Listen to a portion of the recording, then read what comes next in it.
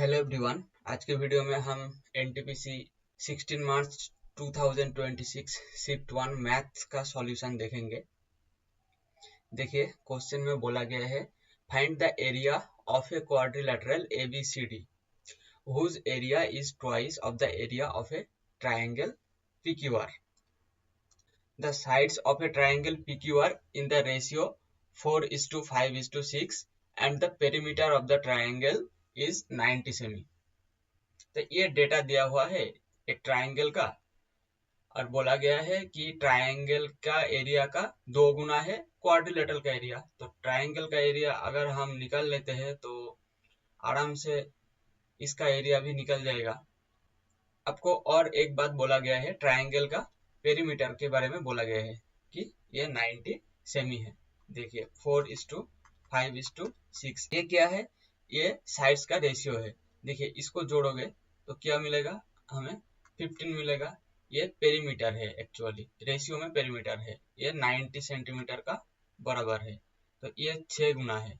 6 गुना है तो ये कितना है, ये 24 सेमी एक साइड, दूसरा साइड कितना है 30 सेमी, तीसरा साइड है 36 सेमी। तो ये साइड मिल गया ट्रायंगल का।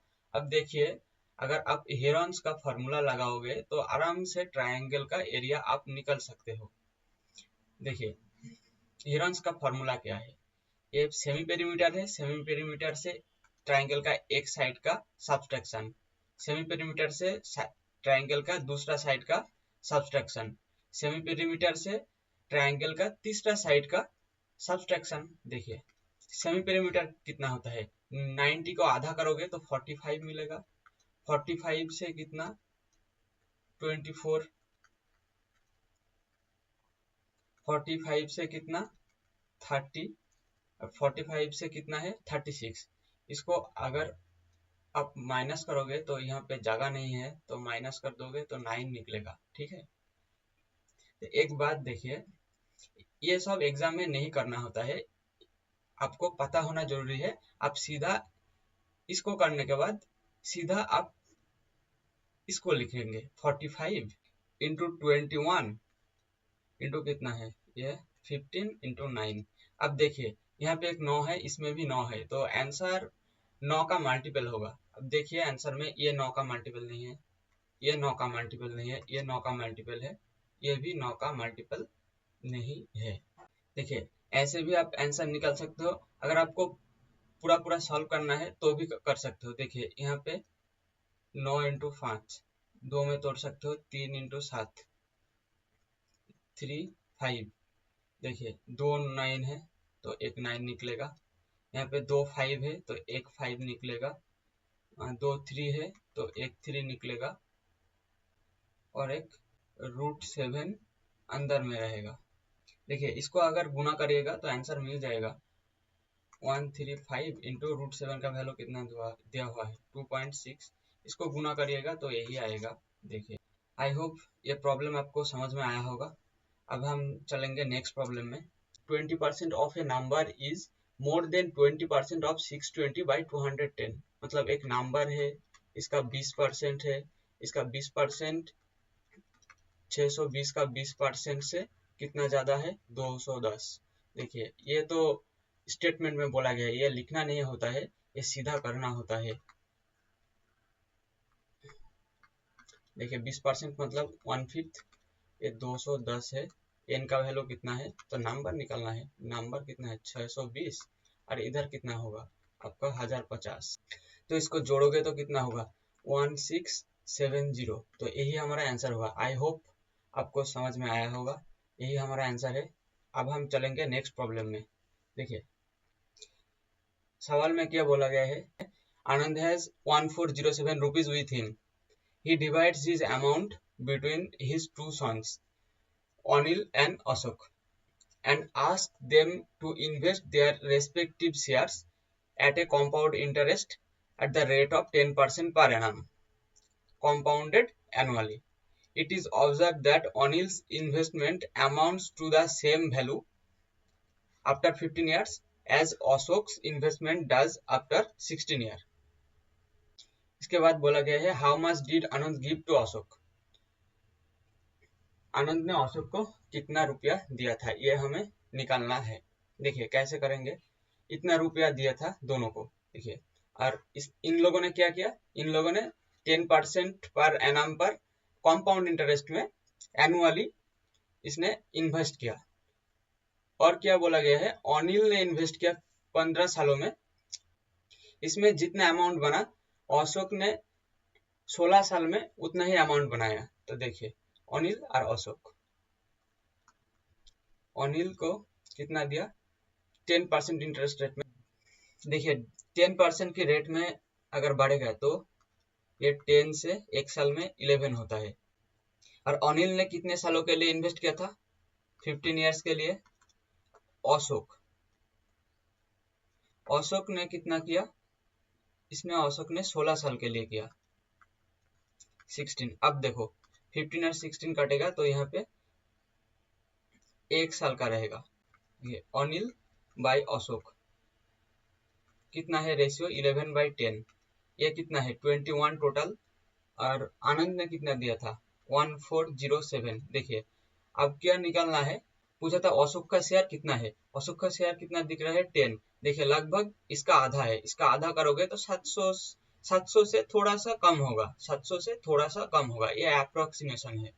देखिए 700 से थोड़ा सा कम, देखिए 700 से ज्यादा तो नहीं होगा, देखिए थोड़ा सा कम ये है, ये है, इतना ज्यादा कम नहीं होगा, यही होगा। अगर आप इसको करना भी चाहते हो तो भी कर सकते हो। अगर 7 से काटोगे तो 3 रहेगा, और यहाँ पे काटोगे तो ये होगा। अब फिर से 3 से काटोगे 67 होगा। तो एक का वैल्यू है 67, 10 का वैल्यू कितना है 670। अब हम चलेंगे नेक्स्ट प्रॉब्लम में। देखिए क्वेश्चन में क्या बोला है, the average of 13 numbers is 8 if each number is multiplied by 7 then what will be new average. बहुत ही सिंपल है, हर एक नंबर पे इसने क्या किया, 7 गुना कर दिया, इसमें 7 गुना कर दिया। तो पहले से 13 नंबर था, इसका एवरेज कितना था 8 था, तो इसमें 7 गुना होगा, एवरेज में भी 7 गुना होगा, तो 56 आंसर होगा। बहुत ही इजी है। देखिए नेक्स्ट प्रॉब्लम में क्या बोला है, इसका वैल्यू दिया हुआ है और इसका निकालना है। देखिए कैसे करना है, देखिए इसका वैल्यू हम निकालने की कोशिश करेंगे। देखिए y minus 12 is equal to 4√5। देखिए ये दिया हुआ है। देखिए यहाँ से हम क्या कर सकते हैं, यहाँ से हम इसको कायदे से एक काम कर सकते हैं। देखिए √5 का होल स्क्वायर, यहाँ पे 2√5 प्लस 2 स्क्वायर। देखिए सेम चीज है, इसको आप √5 प्लस 2 का होल स्क्वायर लिख सकते हैं। अगर हम रूट लेंगे तो √y minus 3 is equal to √5 plus 2, यही आएगा। देखिए इसका वैल्यू हमें मिल गया है, अब हम इसका वैल्यू आराम से निकाल सकते हैं। देखिए √y माइनस 3 का वैल्यू क्या है, √5 प्लस 2। अगर इसका वैल्यू निकालोगे 1 बाय करके तो ये क्या निकलेगा, √5 माइनस 2 √5 माइनस 2, तो ये प्लस हो जाएगा। तो 2 2 4, यही हमारा आंसर है। आई होप आपको समझ में आया होगा। अब चलेंगे नेक्स्ट प्रॉब्लम में। देखिए नेक्स्ट प्रॉब्लम में क्या बोला है, Grace scored 572 marks in an examination and was 30 marks short of 28% of maximum mark। मतलब मैक्सिमम मार्क का 28% से कितना कम है, 30 कम है, 572। यही स्टेटमेंट में बोला गया है। इसके बाद क्या बोला, इन the same examination his friend score 473 marks, what is the percentage of marks scored by his friend.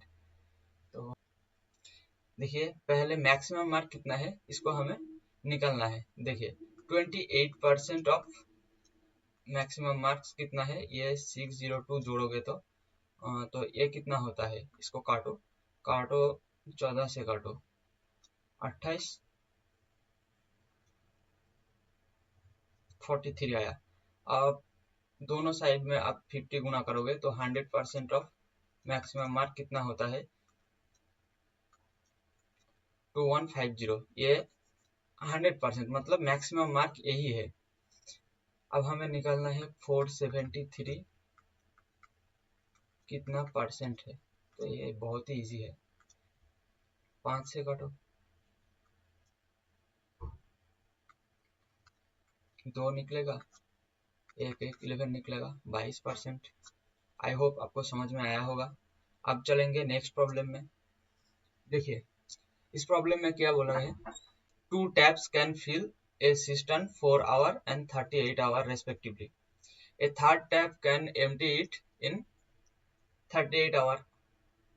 How long will it take to fill 1/4 of the empty cistern if all of them are open together? देखिए मान लेते हैं एक tap था ये, इसने 4 घंटा में सिस्टर्न को फुल करता है।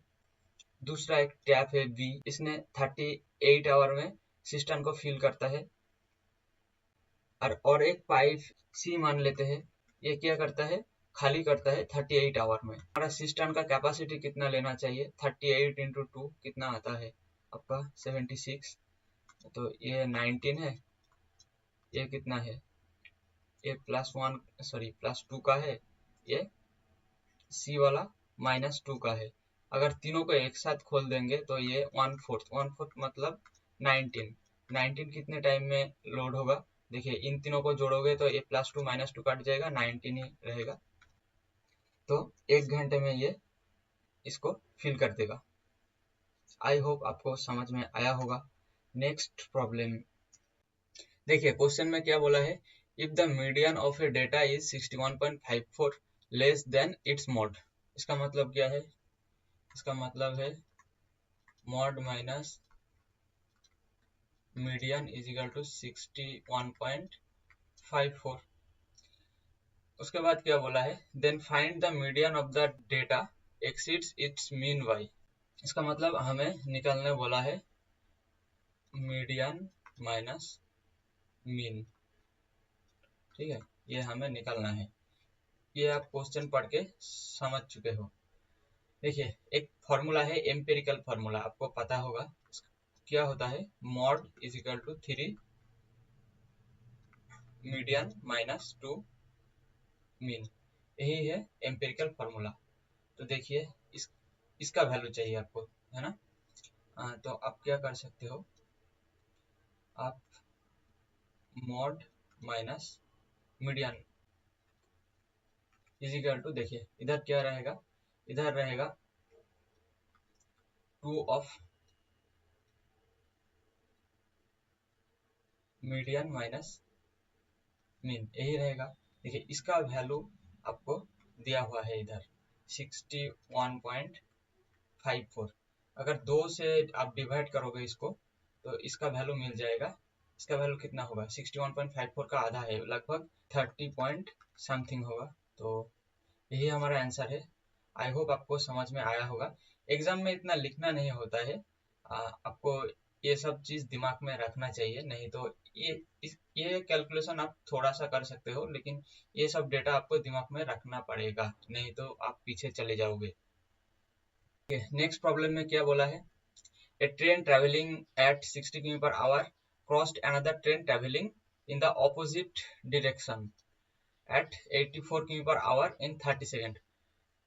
The combining length of the both train, तो दोनों का लेंथ का सम पूछा है। देखिए एक ट्रेन का लेंथ L1, दूसरे ट्रेन का लेंथ L2। इस L1 plus L2 is equal to क्या होता है, स्पीड इंटू टाइम। स्पीड क्या आएगा, रिलेटिव स्पीड इन दोनों को जोड़ोगे क्योंकि डायरेक्शन है ऑपोजिट, तो जोड़ोगे तो कितना होगा 8 6 14 144। देखिए ये km/h में है, इसको मीटर पर सेकंड में लाना है तो क्या करना पड़ेगा, 5/18 से गुना करना पड़ेगा। उसके बाद टाइम कितना है 30 सेकंड। ये हमने क्यों किया, क्योंकि मीटर में हमें आंसर निकालना है। देखिए 18 से काटोगे तो 8, अब इसको गुना करोगे तो क्या होगा 40 1200 आंसर। आई होप आप सबको क्लियर हुआ होगा। अब चलेंगे हम नेक्स्ट प्रॉब्लम में। देखिए सवाल में क्या बोला है, ए बोट कैन रो 36 किमी downstream in the same time as it takes row 24 किमी upstream. If the speed of the stream is this, what is the speed of the boat in still water. देखिए यहाँ पे एक चीज देखिए, time क्या है, time time constant है, टाइम कांस्टेंट है। आपको पता है distance is equal to speed into time, ये तो आपको पता ही है। टाइम अगर कांस्टेंट होगा तो डिस्टेंस स्पीड का प्रोपोर्शनल है। उल्टा भी बोल सकते हो, स्पीड डिस्टेंस का प्रोपोर्शनल है। तो देखिए यहाँ पे क्या बोला गया है, देखिए डाउन स्ट्रीम और अप स्ट्रीम दोनों का डिस्टेंस का रेशियो दिया हुआ है। डिस्टेंस का रेशियो कितना है, एक में डाउन स्ट्रीम में कितना है 36, अप स्ट्रीम में कितना है 24। तो यही रेशियो हमारा स्पीड का भी होगा। तो रेशियो में छोटा कर लो, 12 से कटो, 3:2 आएगा। अब क्या बोला है, स्ट्रीम का स्पीड दिया हुआ है, निकालना किसका है, बोट का है। देखिए डाउन स्ट्रीम में क्या होता है, boat plus stream, up stream में क्या होता है, बोट माइनस स्ट्रीम। अब देखिए बोट और स्ट्रीम का स्पीड का रेशियो हम कैसे निकाल सकते हैं। देखिए बोट डाउन स्ट्रीम में 3 है, अप स्ट्रीम में 2 है, तो बोट का दोनों को जोड़ के 2 से डिवाइड करो, रेशियो ले लो भाई। 2 भी नहीं लोगे तभी चलेगा, इन दोनों को सब्सट्रैक्ट कर दो तो क्या मिलेगा, 5:1 आएगा। तो स्ट्रीम का स्पीड कितना दिया हुआ है, 3 किमी पर आवर। बोट का कितना होगा, 15 किमी पर आवर। इससे 3 गुना करने से आएगा। आई होप आपको समझ में आया होगा। अब हम चलेंगे नेक्स्ट प्रॉब्लम में। देखिए सवाल में क्या बोला है, a tower stand vertically on a ground. एक टावर है, वर्टिकली ग्राउंड में स्टैंड है, from a point of the ground which is 28.6 metre away from the foot of the tower. The angle of the elevation of the top of the tower is 45। देखिए ये है 45। Then find the height of the tower। तो tower का height निकालने बोला है। देखिए 45 है तो इसका बराबर ये है, तो ये भी 28.6 होगा। बहुत ही इजी सवाल था। आई होप आपको समझ में आया होगा। देखिए ये चीज आपको नहीं पता होगा तो मैं आपको बता सकता हूँ। ये एक राइट एंगल ट्रायंगल है, ये 90 है। अगर ये 45 है तो ये भी 45 है। अगर एक ट्रायंगल का ये दोनों एंगल इक्वल होता है तो इसका ऑपोजिट साइड ये और इसका ऑपोजिट साइड ये दोनों क्या होता है, ये दोनों इक्वल होता है। देखिए सवाल को देखिए, इसमें क्या बोला है, the mean of the marks of the following distribution. देखिए इसका मीन निकालने बोला है। मीन कैसे, मीन मतलब एवरेज है। एवरेज कैसे निकाल सकते हैं, मान लीजिए ये एफ है, ये एक्स है, तो मीन हम कैसे निकालते हैं, मीन हम निकालते हैं summation of F x by summation of F, ऐसे ही निकालते हैं ना। देखिए इसमें क्या है, इसमें सारे के सारे ऑप्शन में यूनिट डिजिट अलग है। इसको हम यूनिट डिजिट से भी निकाल सकते हैं डायरेक्ट, इतने सारे कैलकुलेशन नहीं भी करके। देखिए इसका यूनिट डिजिट कितना होगा, 5 होगा, गुना करिएगा तो देखिए इसका यूनिट डिजिट 0 होगा, इसका यूनिट डिजिट 9 होगा, इसका यूनिट डिजिट 6 होगा। ठीक है, इसको आप जोड़ो, जोड़ने से कितना यूनिट डिजिट आता है, 5 और 9 14, 6 20 0 आता है। और इनका यूनिट डिजिट जोड़ने से क्या आता है, 9 12 18 8 आता है। अब 8 के साथ इन यूनिट डिजिट को गुना करो, जिसको जिसको गुना करने पे 0 आता है वही हमारा आंसर होगा। देखिए 1 को 8 से गुना करोगे तो 8 आएगा, 0 नहीं आ रहा है तो ये ऑप्शन गया। देखिए इसमें 65 है, 8 से गुना करो, देखो 0 आ रहा है तो ये हो सकता है। देखिए इसमें 0 है, 8 से गुना करो 0 आ रहा है, ये भी हो सकता है। 4 से गुना करो 2 आ रहा है, 0 नहीं आ रहा है तो ये नहीं हो सकता है। तो देखिए यहाँ पे 2 ऑप्शन आ रहा है, तो ये मेथड तो फेल हो गया, लेकिन एक चीज दे गया, ये दोनों ऑप्शन को एलिमिनेट करके गया। अब देखिए अब आपको क्या करना है, आप 2 काम कर सकते हैं। ऐसे आप डेविएशन से भी निकाल सकते हो और डिजिटल सम का भी यूज कर सकते हो। देखिए अब हम इस प्रॉब्लम को डिजिटल सम से सॉल्व करेंगे। देखिए ये दोनों तो एलिमिनेट हो चुका है, बाकी ये दोनों ऑप्शन है हमारे पास। देखिए डिजिटल सम में कैसे हम कर सकते हैं, इन दोनों डिजिट का हम सम करेंगे तो क्या होगा, 9। 9 का मतलब क्या है, 0। देखिए इन दोनों को जोड़ोगे तो क्या होगा, 8। इन दोनों को जोड़ने से क्या होगा, 10। और 1 और 0 को जोड़ने से 1 होता है। 5 और 6 को जोड़ने से 11 होता है, दोनों एक को जोड़ने से 2 होता है। देखिए इसमें से जोड़ोगे तो 6 4 3 7। ठीक है, अब वही फार्मूला हम यूज करेंगे, summation of F x by summation of F. देखिए इन दोनों 0 और 6 को गुना करोगे तो 0 आएगा, इन दोनों को गुना करोगे तो 32 आएगा, ठीक है। इनको गुना करोगे तो 3 आएगा, इनको गुना करोगे तो 14 आएगा, ठीक है। अब इनको जोड़ोगे तो कितना होगा, 20 होगा। अब देखिए इसका भी डिजिट हम लिख सकते हो 5, 3 और ये भी 5 है, तो इन तीनों को जोड़ोगे तो कितना होगा, 15 होगा, 15 सॉरी 13 होगा, 13 इसको जोड़ोगे तो 2 आएगा, 2 आएगा तो ऊपर नीचे 5 से गुना करो, तो नीचे कितना होगा, नीचे ऊपर होगा 65 और नीचे होगा 10, तो ये भी 1 हो जाएगा, तो 6 5 11, 11 मतलब 2। तो डिजिट सम जिसका 2 आएगा वही हमारा आंसर होगा। देखिए इन दोनों का डिजिट सम कितना है, 6 है, और इन दोनों का डिजिटल सम कितना आएगा, 11, 11 1 1 को जोड़ोगे तो 2 आएगा, तो मैच कर गया है, तो यही हमारा आंसर है। आई होप आपको समझ में आया होगा। एक मेथड फेल कर गया, हमने दूसरा मेथड यूज किया।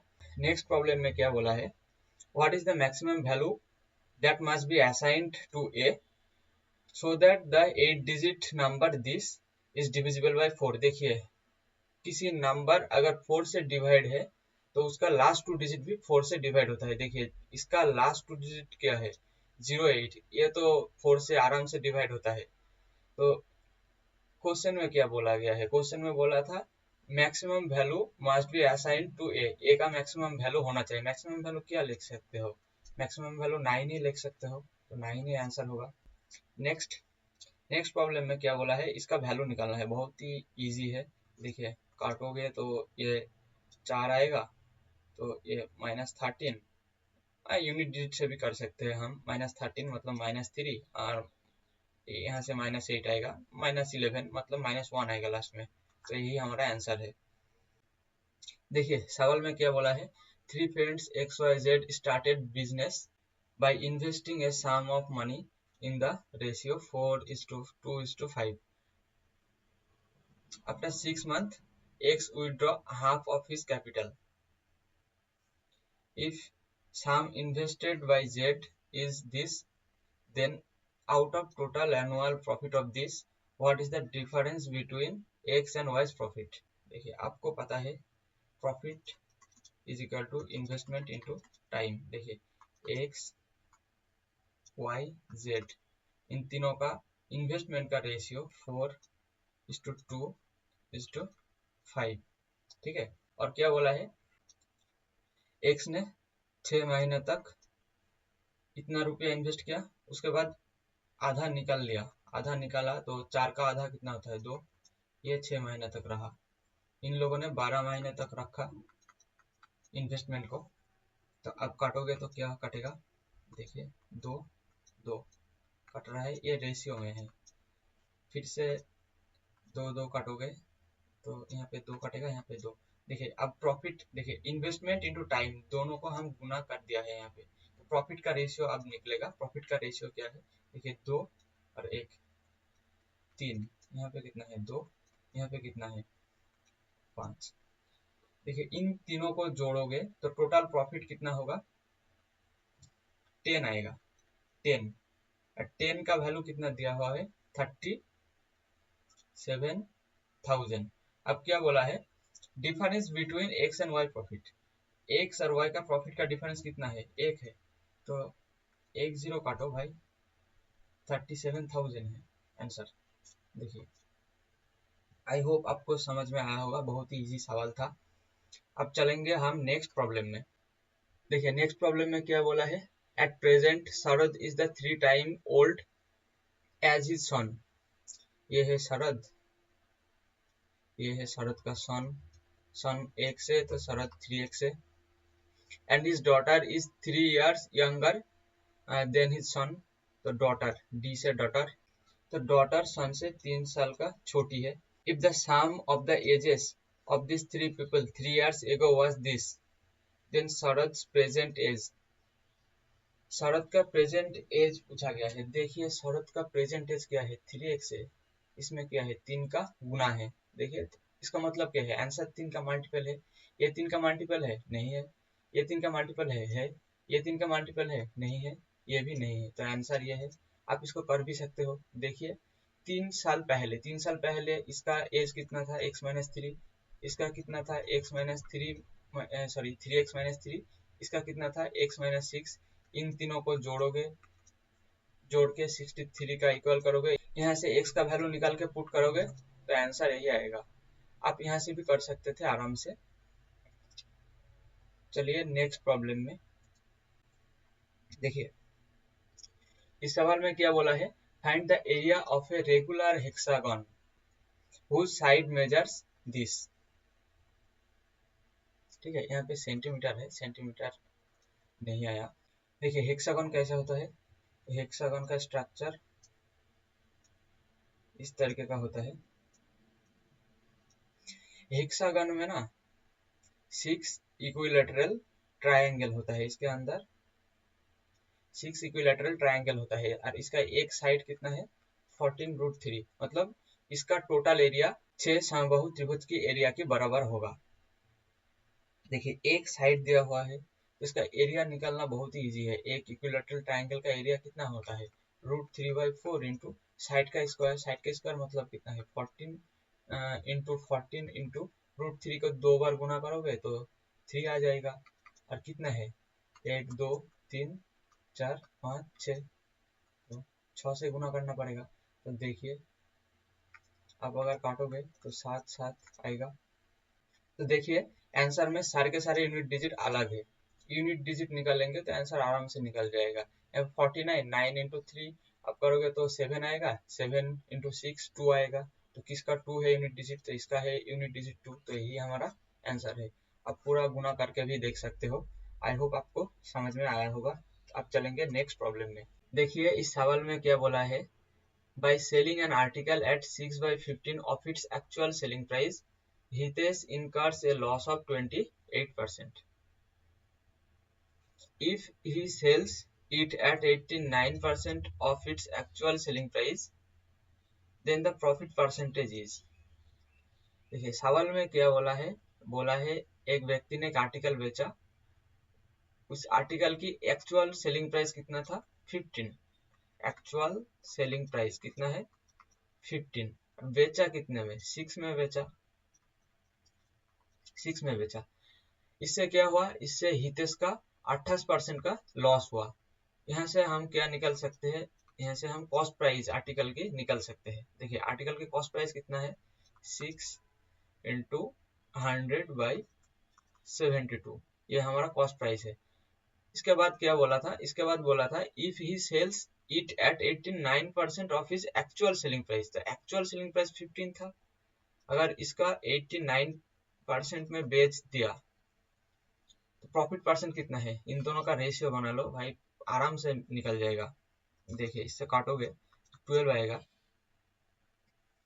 अब 12 को यहाँ से हमें गुना करना है, गुना करने से पहले 5 से काटोगे तो 3 20 10 6, मतलब 89 इंटू 18 करना पड़ेगा हमें। यहाँ पे देखिए, यहाँ पे हम अलग से लिख रहे हैं, क्या है, CP 100 है हमारा, और हमारा SP माने सेलिंग प्राइस कितना है, सेलिंग प्राइस 3 इंटू 6 18 इंटू 89, तो यही हमारा सेलिंग प्राइस है। तो हमारा 100, इसको गुना करोगे तो क्या होगा, 8 9 से 72, 7 9 और 9 और 64 कितना होता है, 73, 73 और 7 में 88 कैरी 8 16, नीचे एक 10 था लिखने भूल गया था, तो ये 160.2, मतलब प्रॉफिट कितना हुआ, 100 पे 60.2% का प्रॉफिट हुआ। तो यही हमारा आंसर है। आई होप आपको समझ में आया होगा। अब चलते हैं नेक्स्ट प्रॉब्लम में। If the both roots of the quadratic equation this and this are common, then what is the value of this. देखिए सवाल में बोला गया है दोनों इक्वेशन का रूट क्या है, कॉमन है, मतलब ये दोनों इक्वेशन सेम ही है, दोनों इक्वेशन सेम ही है। अब इस इक्वेशन को हम किसके फॉर्म में लिखेंगे, इस इक्वेशन को हम ax² plus bx plus c is equal to 0, इसके फॉर्म में हम पहले सजाएंगे, उसके बाद सॉल्व करेंगे। देखिए इसको आप अगर हम x square plus b x plus c इसके फॉर्म में लिखेंगे तो क्या होगा, देखिए 8a प्लस 4x², उसके बाद क्या है, उसके बाद bx है, उसके बाद है हमारा 4a minus 8 is equal to 0। दूसरा इक्वेशन में क्या है, दूसरा इक्वेशन में है 6a plus 3x² plus k of x plus 3a minus 6 is equal to 0। अब देखिए इन दोनों इक्वेशन का रूट इक्वल है, तो आपको पता है ये इक्वेशन का रूट का साम क्या है, साम अल्फा प्लस बीटा इन दोनों का साम होता है माइनस बी बाई ए, यही होता है। तो इन दोनों का साम भी इक्वल होगा, तो दोनों का साम कितना है, बी में यहाँ पे बी है, यहाँ पे कितना है, ए की जगह 8a प्लस 4 माइनस कट जाएगा इसलिए मैंने नहीं दिया। यहाँ पे क्या है, k है, यहाँ पे क्या है 6a प्लस 3। यहाँ से आप देखिए b ऊपर में है, कॉमन लोगे तो 2a प्लस 1, यहाँ पे k का वैल्यू क्या है 3, कॉमन लेने से 2a प्लस 1, ये दोनों कट जाएगा, b का वैल्यू 4 k का वैल्यू 3, यहाँ पे पुट करेंगे तो आराम से निकल जाएगा 9b²। b² की जगह क्या है, b² की जगह 4² मतलब 16 माइनस 16 k² की जगह क्या है 3 9। देखिए दोनों वैल्यू इक्वल है, दोनों कट जाएगा, आंसर आएगा हमारा 0। आई होप आपको समझ में आया होगा। अब चलेंगे हम नेक्स्ट प्रॉब्लम में। देखिए ये भी इजी सवाल है, ए का वैल्यू 2 बी का वैल्यू 3, इसका रेशियो हमें निकालना है। देखिए ए की जगह क्या होगा 2 आएगा, 2³ मतलब 8, 8 इंटू 7 कितना है 56 माइनस कितना है यहाँ पे 3 का क्यूब 27 इंटू 2 54, रेशियो कितना आएगा, b का क्यूब मतलब 27, a का क्यूब मतलब 8, इसमें क्या है 2 और इसमें क्या है 19, तो यही हमारा आंसर है। बहुत ही सिंपल सवाल था, आई होप आपको समझ में आया होगा। नेक्स्ट सवाल में जाएंगे। देखिए यहाँ पे क्या बोला है, in a triangle PQR angle QOR 130 where O is the incenter of the triangle PQR। देखिए then find the QPR। देखिए PQR एक ट्राइंगल है, PQR इसमें O है इसका इन सेंटर, इन सेंटर का वैल्यू कितना है QOR 130, किसको निकालना है एंगल QPR इसको निकालना है। इन दोनों एंगल का अंदर रिलेशन क्या होता है, angle QPR is equal to 90 plus half of angle QPR, यही रिलेशन है। तो देखिए इसका वैल्यू है 130, इससे 90 आप सब्ट्रैक्ट करोगे, हाफ ऑफ एंगल P, देखिए ये कितना है 40 इंटू 2 80, तो एंगल P का वैल्यू कितना है, एंगल P का वैल्यू है 80। आई होप आपको समझ में आया होगा। देखिए नेक्स्ट प्रॉब्लम में क्या बोला है, बोला है there is a wooden block in the form of a cube whose each side is 8 meter long. The maximum possible number of cylinder with a diameter of 1 meter and a height of 4 meter were cut from this block. The cylinders are to be painted at the rate of rupees 14 per square meter. Then what is the total amount needed to paint the cylinder if we paint the entire surface of the each cylinder. Pi का value जिसमें कितना है 22/7। देखिए इसमें final output क्या पूछा है, इसको देखिए। The cylinders are painted at the rate of rupees 14 per square metre, what is the total amount. देखिए मान लेते हैं ये जो क्यूब है, क्यूब से n नंबर ऑफ सिलेंडर काटा है, n नंबर ऑफ सिलेंडर काटा है, तो n नंबर ऑफ सिलेंडर का टोटल सरफेस एरिया है ना, टोटल सरफेस एरिया कितना होता है सिलेंडर का 2 पाई आर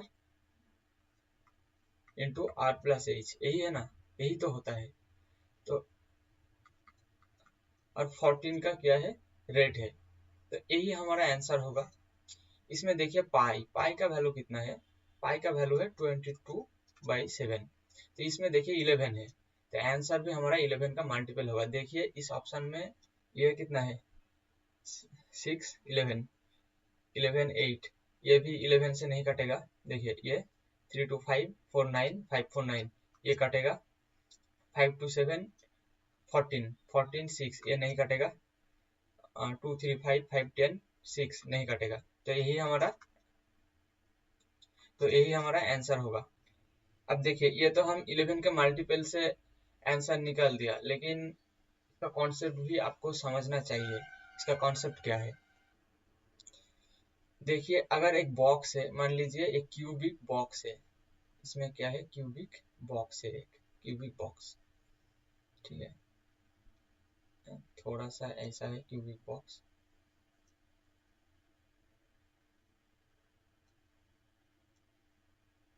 इसमें क्या है, यहाँ से हमें सिलेंडर निकालना है। मान लीजिए बॉक्स है खाली, इसमें हम सिलेंडर डाल रहे हैं, और सिलेंडर कैसा है, सिलेंडर का हाइट है, सिलेंडर का हाइट कितना है, 4 सेंटीमीटर की, सॉरी 4 मीटर की, और डायमीटर कितने की है, डायमीटर है 1 मीटर की। और ये जो बॉक्स है, बॉक्स का हाइट भी 8 है, ये सारे के सारे 8 है। देखिए अगर 1 1 करके है, तो यहाँ पे कितने सारे सिलेंडर रख सकते हैं आप, देखिए एक एक करके टोटल 8 सिलेंडर आप यहाँ पे रख सकते हैं। ऐसे इस तरीके से आप एक डायमीटर की 8 सिलेंडर रख सकते हैं, क्योंकि इसका लेंथ कितना है, 8। इधर भी 8 सिलेंडर आप रख सकते हैं, क्योंकि इस साइड भी 8 मीटर की है। देखिए अब क्या बोला है, सिलेंडर की हाइट, सिलेंडर की हाइट कितना है, 4 मीटर की, 4 मीटर की मतलब कि ये टोटल कितना है, 8 है, मतलब नीचे भी और एक सिलेंडर आएगा, नीचे भी और एक सिलेंडर आएगा। इसमें 2 सेट बनेगा, 2 सेट बनेगा, मतलब 2 लेयर बनेगा, 2 लेयर बनेगा। इधर 8 है, इधर 8 है, 64 इंटू 2 लेयर में 128, टोटल 108 सिलेंडर रहेगा इस बॉक्स के अंदर। ये बात आप समझ रहे हो। अब देखिए इसको आप डायग्राम नहीं बना के भी आप निकाल सकते हो। कैसे निकालोगे, देखिए हाइट कितने की है, हाइट 8 की है, और हर एक सिलेंडर की हाइट कितना है, 4 की है, तो काटोगे तो कितना लेयर आया, 2 लेयर आया। देखिए एक साइड में कितना रहेगा, देखिए 8 मीटर की है, और सिलेंडर की डायमीटर कितनी है, 1 की है, तो एक साइड में 8 सिलेंडर रहने वाला है, दूसरे साइड में भी 8/1 डायमीटर की है, तो एक एक करके 8 सिलेंडर रहेगा। तो ऐसे आप निकाल सकते हो इन तीनों का गुणा करके। ठीक है, 2 8 8, देखिए 128 ऐसे भी आ जाएगा। आप इसमें आपको समझने में थोड़ा सुविधा होगी, इसलिए मैंने इसको ड्रॉ किया। आई होप ये आपको समझ में आया होगा। देखिए टोटल नंबर ऑफ सिलेंडर हमने 128 निकाला था, और इसका सरफेस एरिया कितना होता है, इसका सरफेस एरिया होता है 2, पाई का वैल्यू 22/7, 2 पाई आर, आर का वैल्यू रेडियस का कितना है, हाफ मीटर, आर का वैल्यू हाफ, एच का वैल्यू कितना है, 4। और क्या है, और कुछ है, 14 का रेट है, इसका मान आप निकालोगे तो आ जाएगा। 11 मल्टीपल वाला ऑप्शन कौन सा था, तो आंसर यही आएगा। देखिए नेक्स्ट प्रॉब्लम में क्या बोला है, सम ऑफ 2 नंबर इज 56, दो नंबर है, दो नंबर का सम है 56। अब क्या बोला है, difference, their difference is 1/7 of their sum, their difference क्या है, 1/7, सम का 1/7 है, मतलब 8। Then the LCM is, LCM निकालने बोला है, एलसीएम, तो ए का वैल्यू कितना है, ए का वैल्यू दोनों को जोड़ के आधा कर दो, 32 आएगा। बी का वैल्यू कितना कर दो, दोनों को घटाओ, घटा के आधा कर दो, 48 24 आएगा। तो एलसीएम कितना आ सकता है इन दोनों का एलसीएम? देखो इसमें 8 से काटोगे तो 8 और 4, इसमें काटोगे तो 3 आएगा, ठीक है। तो 3 से 32 को गुना करो, कितना होगा 696। तो यही हमारा आंसर है। आई होप आपको समझ में आया होगा। देखिए इस प्रॉब्लम को हम आसानी से सॉल्व कर सकते हैं। देखिए ये आपको पता होना जरूरी है, ये 19 का क्यूब रूट है 19, इसका अंडर रूट 256 का 16, 6 का अंडर रूट 4 आएगा। देखिए 2 डिवाइडेड बाई 57 168 आराम से निकल जाना चाहिए। देखिए ये कितना है 42, ये 3 से काटेगा, ये 14, 28 आंसर है।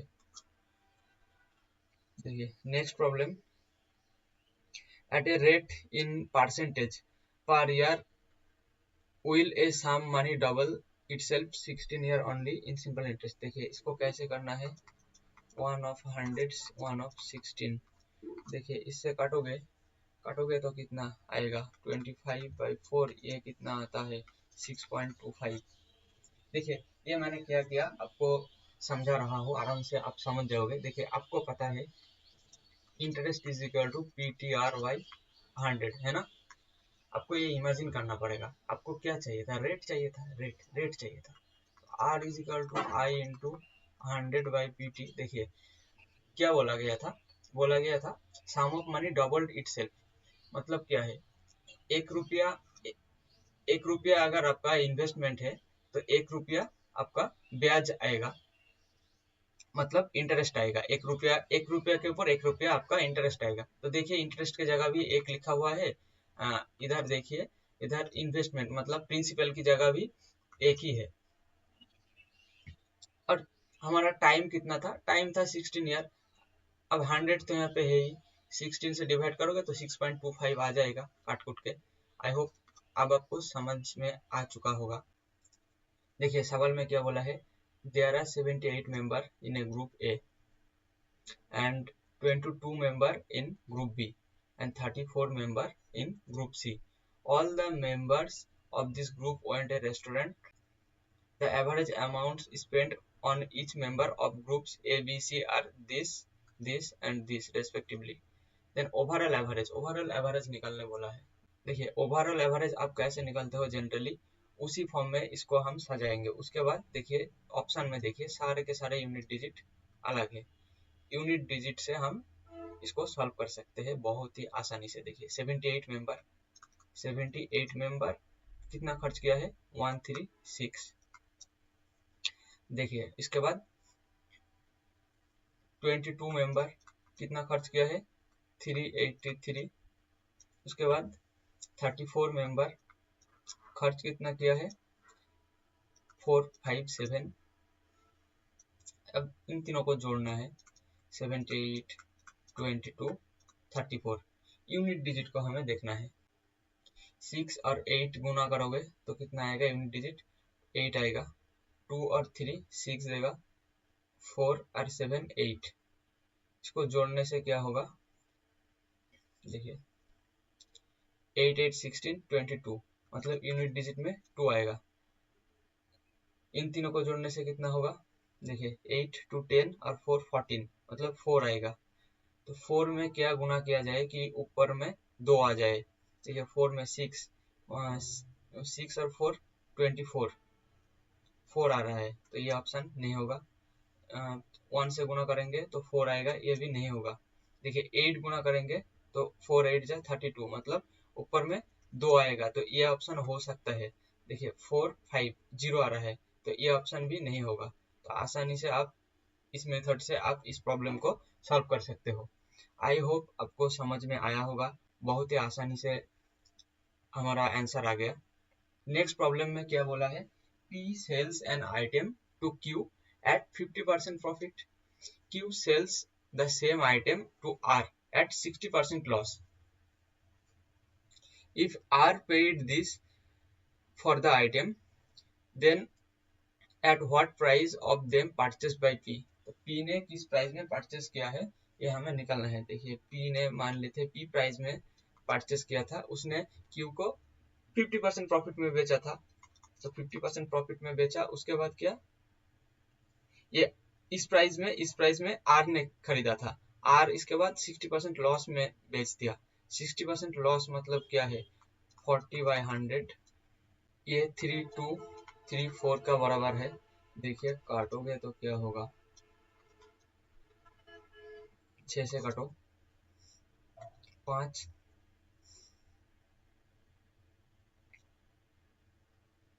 9 539, तो पी का वैल्यू कितना है 5390। देखिए 5390 ये ऑप्शन में है। नेक्स्ट प्रॉब्लम में क्या बोला है, a dealer buys two article x and y for ₹500, he marks each of them at same price, he sells x by giving two successive discount of this and still earns 958 as profit. If he sells y at single discount of 77%, then what is the profit percentage of y? देखिए इस problem को कैसे solve करना होता है।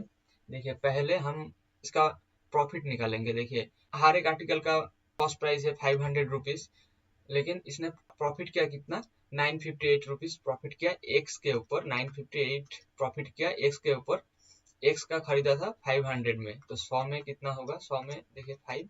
अब इसको 5 से काट भी सकते हो, ऊपर नीचे 2 भी गुना भी कर सकते हो, 2 से गुना करने से हमारा इजी होगा। देखिए 16 1 10 11 19, तो देखिए ये हमारा आएगा।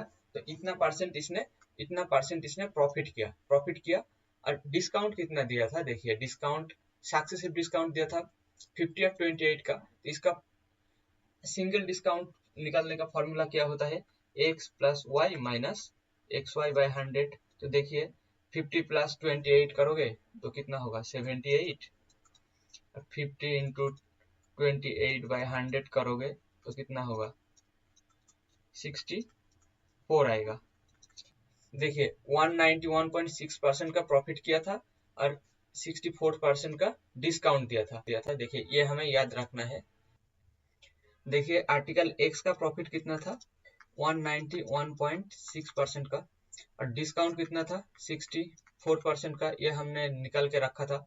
अब देखिए इन दोनों को यूज करके हम आर्टिकल एक्स का मार्क प्राइस और कॉस्ट प्राइस का रेशियो हम निकल सकते हैं। कैसे निकलेगा, 100 प्लस प्रॉफिट करने से मार्क प्राइस निकलता है, और 100 से डिस्काउंट सब्ट्रैक्ट करने पर कॉस्ट प्राइस निकलता है। तो देखिए 100 प्लस प्रॉफिट कितना होता है 291.6, और 100 माइनस डिस्काउंट कितना होता है 36। देखिए रेशियो लेंगे तो यहाँ पे पॉइंट को उठाने से यहाँ पे एक जीरो आ जाएगा। देखिए ये एक्स का मार्क प्राइस और कॉस्ट प्राइस का रेशियो है। और क्वेश्चन में और एक बात बोला गया है कि दोनों का कॉस्ट प्राइस सेम है और मार्क प्राइस भी सेम है, तो आर्टिकल वाई का भी यही कॉस्ट प्राइस और मार्क प्राइस होगा। अब क्या बोला था, अब बोला था कि वाई का सिंगल डिस्काउंट कितने का है 77% का, तो वाई का सेलिंग प्राइस कितना है, वाई का सेलिंग प्राइस है मार्क प्राइस के ऊपर, मार्क प्राइस कितना है 2916, इसका ऊपर 77% का डिस्काउंट मतलब 23% का वैल्यू। देखिए ये दोनों का रेशियो हम बना देंगे तो y का कॉस्ट प्राइस और सेलिंग प्राइस का रेशियो आ जाएगा। यहाँ से हम आराम से प्रॉफिट परसेंटेज निकाल सकते हैं। देखिए 100 को इधर ले आएंगे तो यहाँ पे 100 आएगा, यहाँ पे क्या आएगा 2916 इंटू 23 डिवाइडेड बाई 360। देखिए इसका वैल्यू निकालेंगे तो हमारा प्रॉफिट परसेंटेज निकल जाएगा। इसका वैल्यू निकालेंगे कैसे, देखिए इसको गुना करना पड़ेगा, इसके बाद 360 से डिवाइड करना पड़ेगा। देखिए इसको कैसे करेंगे, देखिए 2916 इंटू 23, इसका वैल्यू गुना करने से क्या आएगा 3618 1 3 और 12 कितना है 15 16 कैरी 1 27 2 29 कैरी 1 30 कैरी 3 6 और 18 24 और 3 27 कैरी 2 2 इंटू 2 4 3 4 और 2 6। देखिए 360 को हम कैसे लिख सकते हैं 9 इंटू 4 इंटू 10 ऐसे हम लिख सकते हैं। 9 से काटेंगे, देखिए कितने बार जाएगा 7 बार, इसके बाद 4 बार, इसके बाद 5 2, इस बार 4 से कटेंगे, 4 से कटने से क्या होगा, एक बार 8 6 2। देखिए इसका वैल्यू क्या आ रहा है 1862, नीचे 10 है तो 186.2। देखिए 100 इसका कॉस्ट प्राइस है, ये 186.2 इसका सेलिंग प्राइस है। इसका मतलब प्रॉफिट कितना है 86.2 का लगभग 86.3 के आसपास है। तो 86.3 हमारा आंसर है। आई होप आपको समझ में आया होगा, ये थोड़ा लेंदी था। देखिए इस प्रॉब्लम में क्या बोला है, find the third proportion of the number 16 and 24। बहुत ही इजी है। थर्ड प्रोपोर्शन क्या होता है, ए बी दोनों नंबर का थर्ड प्रोपोर्शन होता है बी स्क्वायर बाई ए।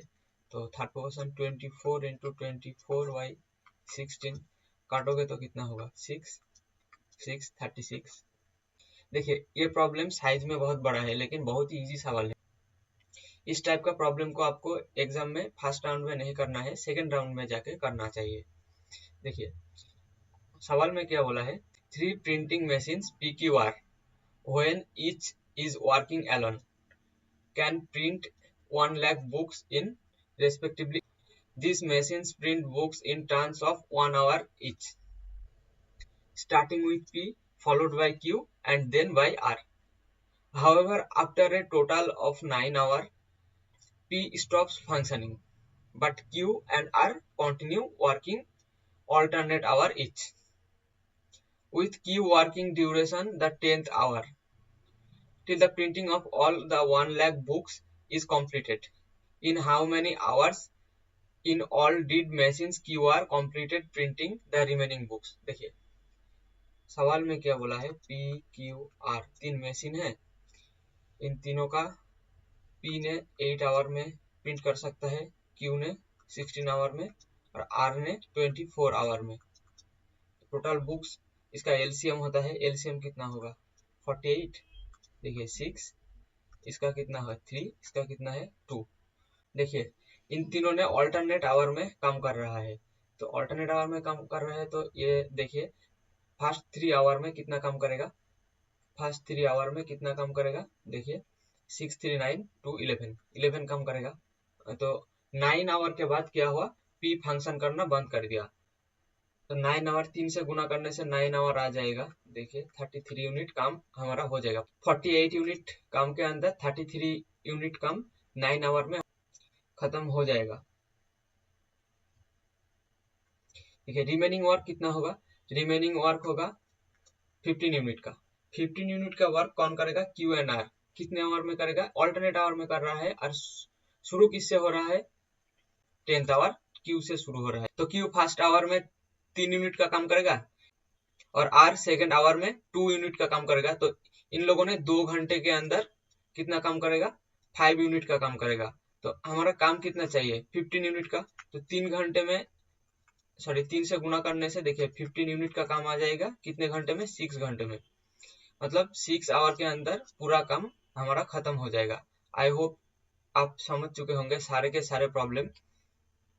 आज के वीडियो में इतना ही, मिलेंगे नेक्स्ट वीडियो में। देखिए ये वीडियो अगर आपको अच्छा लगा है और आप चाहते हो कि आगे भी ये वीडियो बनता रहे तो आप इस चैनल को सब्सक्राइब करके जाना और वीडियो में एक जरूर लाइक करके जाना।